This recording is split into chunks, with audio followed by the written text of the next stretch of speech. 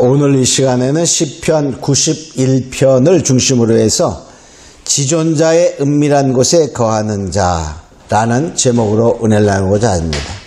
지존자, 그 말은 가장 높은 자라는 뜻이죠. 가장 높은 자는 누구일까? 자, 우리는 이 온 세상, 이 우리가 경험하는 물질의 세계와 영의 세계, 모든 세계의 가장 높으신 분은 유일하신 하나님 한 분입니다. 바로 지존자. 그래서 여기는 전능자다, 또 이렇게 표현을 하게 됩니다. 자, 우리가 요새 보면은 정말 대한민국에서 나훈아라는 가수 때문에 정말 엄청난 뭐라 할까, 아주 좀 센세이션, 떠들썩한 그러한 추석을 보냈다, 이렇게 볼 수 있어요. 나훈아는 47년생입니다. 그 사람이 19살 때 데뷔를 했어요. 그리고 20살 때부터 유명한 가수가 됩니다. 자, 그런데 그 나훈아는 워낙 타고난 실력이 있는 사람인 것 같아요. 제가 아주 젊었을 때 20대 초반에 이제 학교에 근무하고 있을 때에 어떤 부영이 와서 나훈아에 대해서 잠깐 얘기를 해요. 근데 그때 벌써 그냥 곡이 딱 나오면 첫 번 주는 곡을 딱 보고 그냥 노래 부를 수 있는 실력이었다, 그렇게 얘기를 해서, 그 사람이 옛날에는, 지금은 레코드사 그런 게 없지만은 옛날에는 레코드사가 이제 음악을 이렇게 거기다 넣고서 판을 팔았어요. 근데 거기에 근무하는 그 부영이 그렇게 얘기하는 걸 들었어요. 자, 그런데 이 나훈아라는 대중가수죠. 근데 그가 추석 전날 30일, 9월 30일, 10월 1일이 국군의 날이고 추석이었죠. 8시 30분부터 11시까지 정말 아무 편집도 하지 않는다, 재방송도 하지 않는다, 내가 대신에 무료로 출연해 준다, 이렇게 KBS하고 약속을 해서 정말 엄청난 준비를 하고 하게 됩니다. 물론 비대면이기 때문에 관중은 하나도 없어요. 그냥 스크린으로 각 세계 각국에서 선발된 사람들이 이 텔레비전을 보면서 이제 그것을 응원하고 막 그러는 거였어요. 자, 그런데 이 노래를 부른 다음에 중간중간에 어떠한 말을 했어요. 그 말이 정말 오늘날 우리의 시대상, 한국의 현실, 이런 것을 꼬집는 그러한 말이다라고 아주 뼈 있는 말을 했습니다. 그래서 그 말을 몇 개 찾아보면 KBS는 공영방송이죠. 그죠? 그래서 KBS는 국민의 소리를 듣고 국민을 위한 방송이죠. 두고 보세요. KBS는 반드시 거듭날 것입니다, 이렇게 말을 했어요. 또 뭐냐? 이 코로나의 영웅들은 의사와 간호사들입니다 하며 그들을 칭송했고 얼마나 감사한지 모릅니다. 그러나 우리는 많이 힘듭니다. 지쳐 있습니다.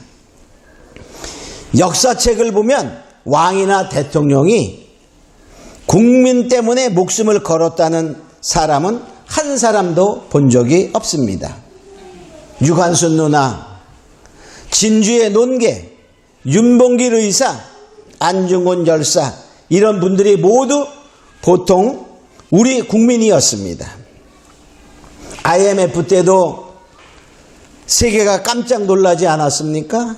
사람들이 가금부치를 꺼내 팔고. 자, 나라에 국민의 힘이 있다면 위정자는 결코 생길 수 없습니다. 우리 대한민국 국민은 세계 1등 국민입니다. 이길 수 있습니다, 이렇게 말을 했어요.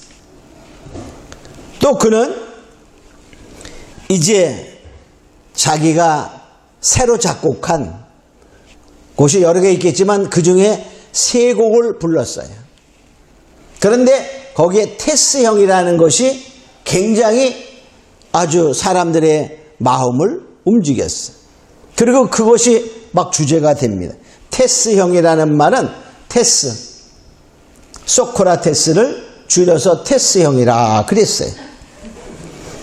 자, 그러면서 그 노래 가사에 보면 이런 노래의 가사가 나오게 됩니다.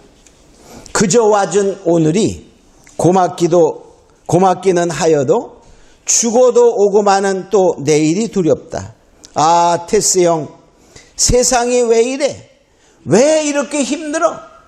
이러한 가사의 내용이 있는데 그 노래를 부른 다음에 이렇게 그가 말을 했습니다. 자, 뭐라고 말을 했냐면 이렇게 말을 했어요. 자기가 소크라테스를 말하면서 테스에게 물어봤대.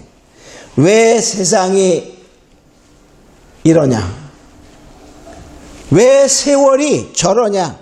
하고 물었더니 테스 형도 모른다고 하더라. 세월은 너나 할 것 없이 어떻게 할 수 없는 모양이다. 이렇게 말을 했어요. 그러면서 그냥저냥 살아가면 세월에 끌려가는 것이다. 우리는 결코 세월에 끌려가지 말고 세월을 잡고 끌고 가자. 이렇게 말을 했어요. 무슨 말일까? 이 말들을 보면은요, 해석이 여러 가지만 정말 뼈 있는 말들을 하고 있음을 알 수 있습니다. 또 자기를 보고 신비주의자다 이렇게 말들을 한다는 거예요.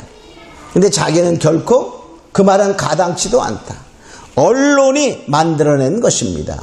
그 언론을 또 말하는 거예요. 자, 자기는 가수는 꿈을 파는 사람인데 내가 꿈이 다 고갈되어서 그동안에 세계를 11년 동안 여행하며 다녀왔는데 나보고 잠적했다고 말하며 또한 어떤 경우는 뇌경색으로 쓰러져서 혼자는 걷지도 못한다. 이렇게 말들을 한다는 거예요. 이렇게 내가 똑바로 걸을 수 있는 게 얼마나 아주 미안해서 죽겠어요. 이렇게 또 말을 했어요. 또 언론이 없는 것을 많이 만들어낸다. 그런 의미 아니겠어요? 또 이제 그 노래하는데 김동건 아나운서라고 연세도 많지만 젊어 보이는 그러한 아나운서가 있어요. 자, 그 아나운서가 묻습니다. 이렇게 앉아서 자담식으로. 옛날에 아마 국가에서 훈장을 준다는데 훈장을 거절한 경우가 있었나 봐요. 그래서 훈장을 왜 받지 않았습니까? 라고 물으니까 세월의 무게도 무겁고 가수라는 직업의 무게도 엄청나게 무거운데 훈장을 달면 그 무게까지 제가 어떻게 견딥니까? 노랫말을 쓰고 곡을 만들고 여러분 앞에서 노래하는 사람들은 영원히 자유로워야 합니다. 이렇게 말했다는 거예요. 그리고 또 일화들을 보면은요, 이 삼성 이건희 회장이 이제 건강할 때 생일 잔치를 할 때 나훈아를 한번 초대하라 그랬나 봐요. 그러니까는 나훈아가 이렇게 말했습니다. 그 삼성 같은 데서 초대할 때 뭐 할까요? 돈도 많이 주잖아요. 잠깐 가서 해도 돈 많이 준다고. 아마 옛날 시대에 3천만 원, 4천만 원, 5천만 원 줬다니까 잠깐 가서 두세 곡 부르면 그러면은 지금 돈으로 따지면은 아마 1, 2억 되는 거야. 가서 노래 두세 곡 부르고 1, 2억 준다는데 갈까요, 안 갈까요? 보통 다 가겠죠. 안 불러서 못 가죠. 근데 이 나훈아는 이렇게 말했어요. 그때 나는 대중예술가요. 내 공연을 보기 위해 표를 산 대중 앞에서만 공연합니다. 내 노래를 듣고 싶으면 표를 사세요. 그렇게 말했고 거절하고 안 갔어. 또 하나는 뭐냐? 일본에 공연을 갔어. 1996년에 갔는데 여러 가지 노래를 불러겠죠. 막 관중들이 열광하겠죠. 그때 쾌기나 칭칭나네를 부릅니다. 쾌기나 칭칭나네라는 노래는 쾌기나 칭칭나네 하면서 중간에 여러 가지 말들을 넣어요. 뭐 하늘에는 별도 많소. 그러면 또 대중들이 흥이 나서 쾌기나 칭칭나네 그렇게 하고. 근데 중간에 가다가 독도는 우리 땅. 그 얘기를 해. 그러니까 대중들이 그냥 흡질러서 뭐 했을까? 자, 그때에 일본의 우익단체들이 야쿠사를 동원해서 저놈 죽이자 막 그랬어. 자, 그럴 때 한 말이 뭐냐 이렇게 말했어요. 때려 죽이려면 경상도니까 죽이려면 지겨 삐리락하라 뭐 이런 식으로다가 겁 없이 말을 하는 그러한 아주 배짱이 엄청나며 애국정신이 큰 그러한 모습을 보게 됩니다. 또 노무현 대통령 그때에 그 여당에서 국회의원 그러니까 총선에 나와달라고 사람을 보내서 이렇게 말했습니다.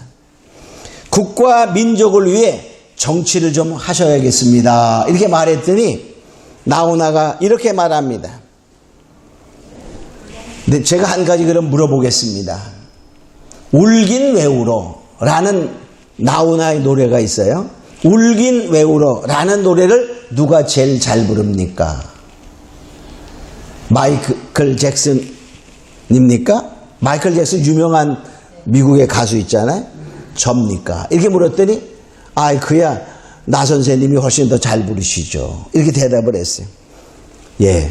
그러면 내가 국민을 위해 정치를 해야겠습니까? 국민을 해야 노래를 해야 되겠습니까? 이렇게 하며 거절했다는 거예요.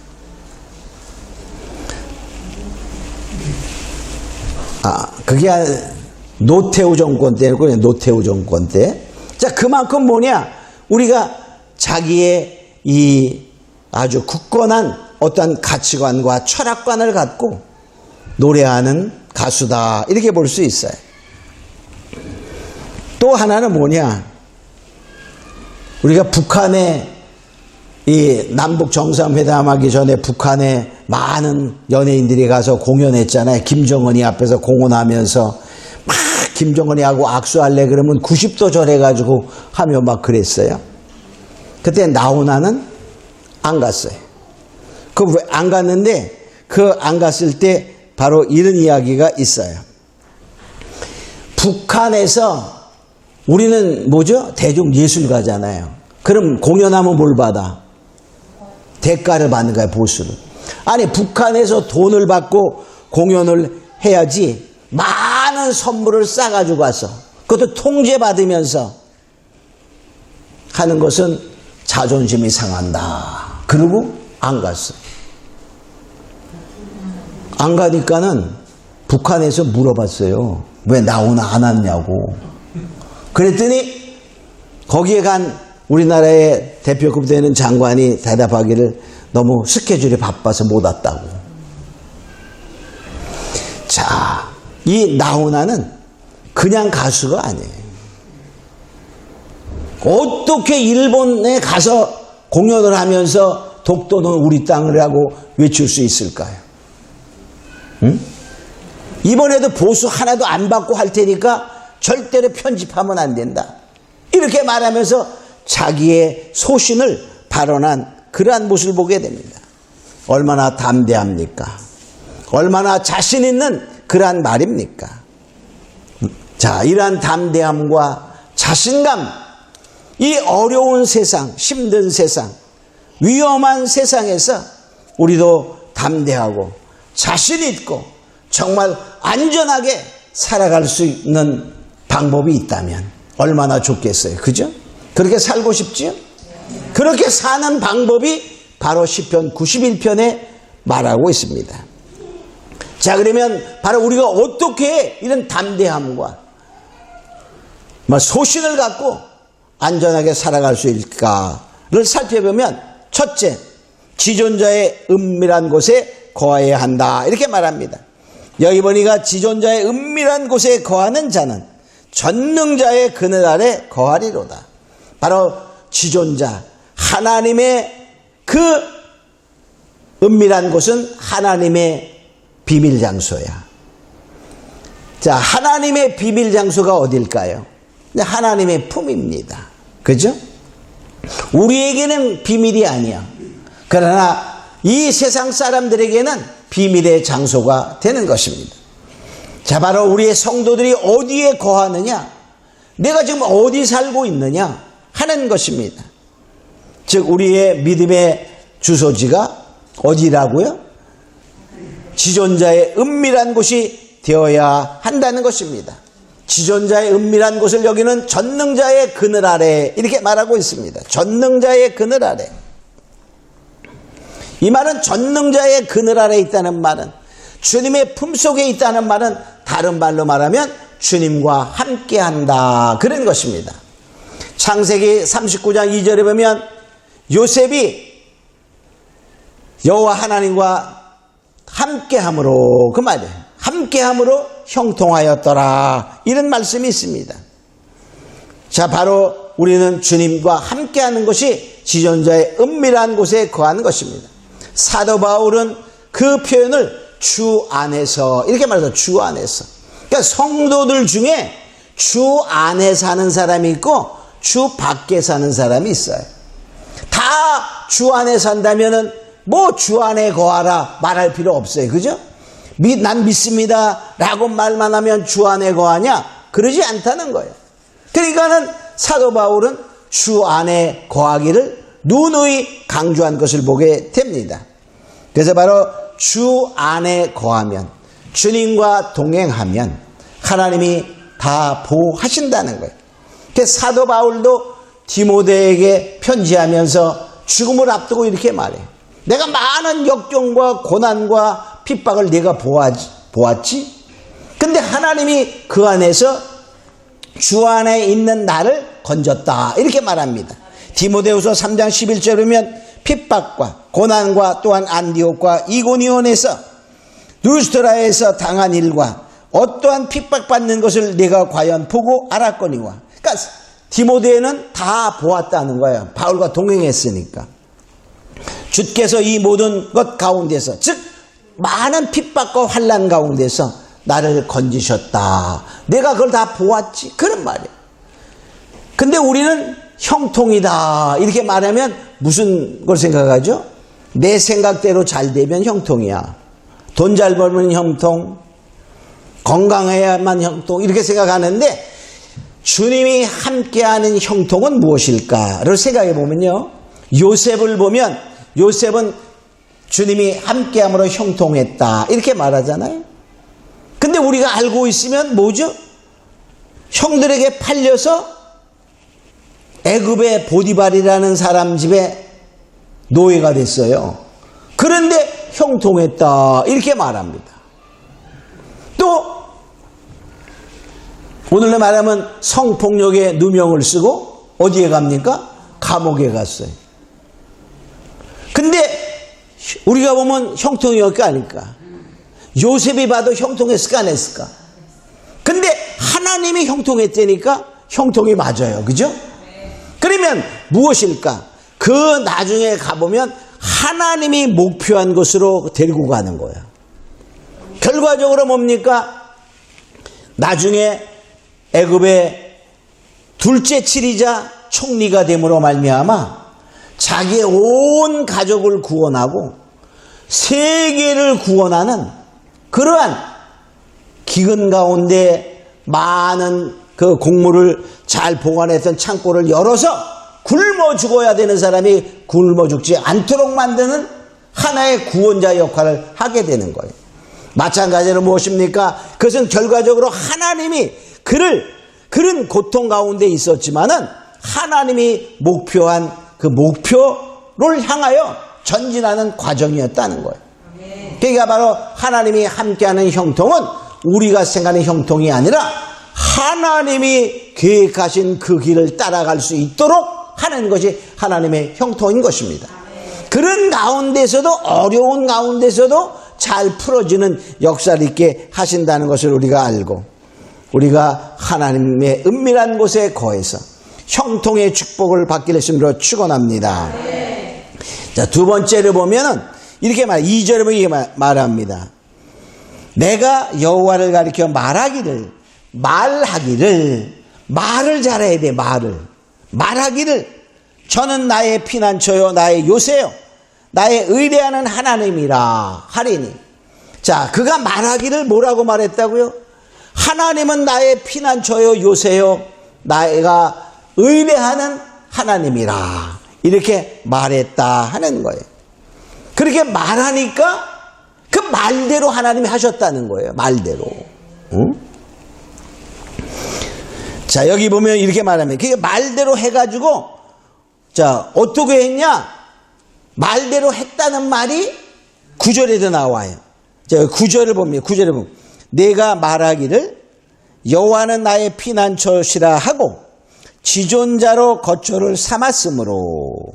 그러니까 그가 말하기를 하나님은 나의 피난처시고요. 나의 뭐죠? 그 하나님으로 자기의 거처, 하나님과 동행했으므로 하나님이 이런 것에서 건지셨고 재앙이 오지 않게 했다. 이렇게 말합니다. 그래서 그렇게 했으니까 3절에 보니까 이렇게 말합니다. 건져줬다는 거예요. 건져줘. 어디에서 건집니까? 새 사냥꾼의 올무에서. 그러니까 함정에서 빠져나오게. 또 뭡니까? 연병에서. 그러니까 어떠한 사건에서 하나님이 건지시고, 정말 쉽게 말하면요, 환란의 사건이 벌어져요. 사람들이 막 죽어갑니다. 내 옆에서 천인이 죽고 만인이 죽어가는 그 재앙에서, 이렇게 말해요. 그런 재앙에서 또 연병에서 건져준다 이렇게 말합니다. 4절에는 뭡니까? 하나님이 방패되셔 주시는 거예요. 그래서 해봤지 않아요. 여기 4절에 보니까 이렇게 말하고 있습니다. 저가 너를 그 기치로 덮으시리니 내가 그 날개 아래 피하리로다. 그의 진실함은 방패와 손방패가 되나니. 하나님이 방패되어서 우리를 숨겨준다 이렇게 말해요. 또 5절과 6절에 이렇게 말합니다. 두려워하지 않는, 6절 끝에 보니까 뭐죠? 두려워 아니하리로다. 자, 엄청난 사건이 벌어지는 거예요. 그러니까 낮에 밤의 놀램과 자, 어두컴컴함에 아주 놀라는 사건이 벌어져. 자, 어느 날 밤에 마늘에 난리가 났어. 미국에서라든가 또는 북한에서 막 미사일이 왔다 갔다 했다고 가정해봐요. 놀랄까 안 놀랄까? 어? 자, 그런 놀램과 또 뭡니까? 연병과 흑암, 여기 보니까 낮에 흐르는 살과. 자, 막 그냥 여기서 살은 화살을 말해요. 그러니까 전쟁의 무기들이 왔다 갔다 하는 그런 상황 속에서 또 6절에 보니까 흑암 중에 행하는 연병과 보이지 않는 연병이야. 연병 바이러스 안 보이죠? 아니 그 연병 바이러스 낮에 그랬는데 그게 보이지 않는다 그 말이야. 어? 그런 연병과 이런 곳에서 뭐냐? 어떻게 한다고요? 내가 두려워하지 않는다. 두려워하지 말아야지. 이런다고 두려워하지 않습니까?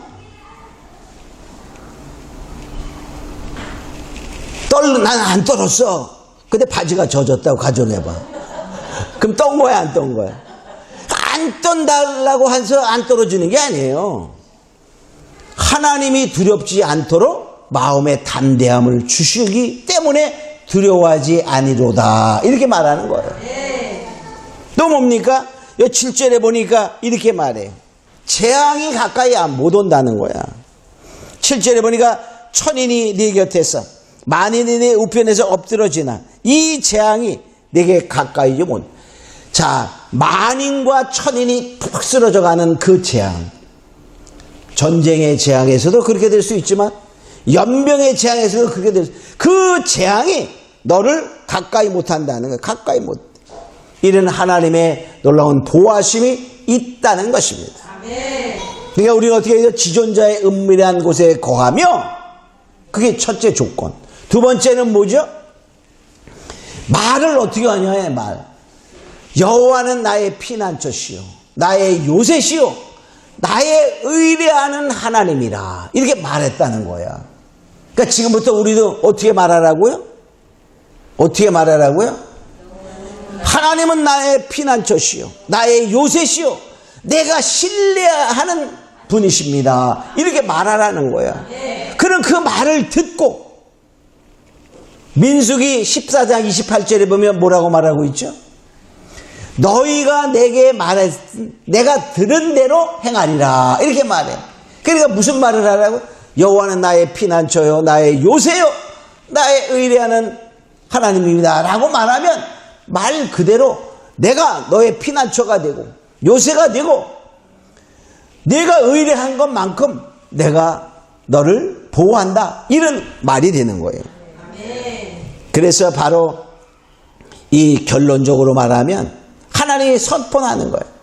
내가 지존자의 은밀한 데에 거했고 내가 이렇게 말했으니까, 여호와는 나의 피난처다 말했으니까 내가 환난 날에 너의 피난처 되어 주었다 라고 말하는 것이 구절인 거예요.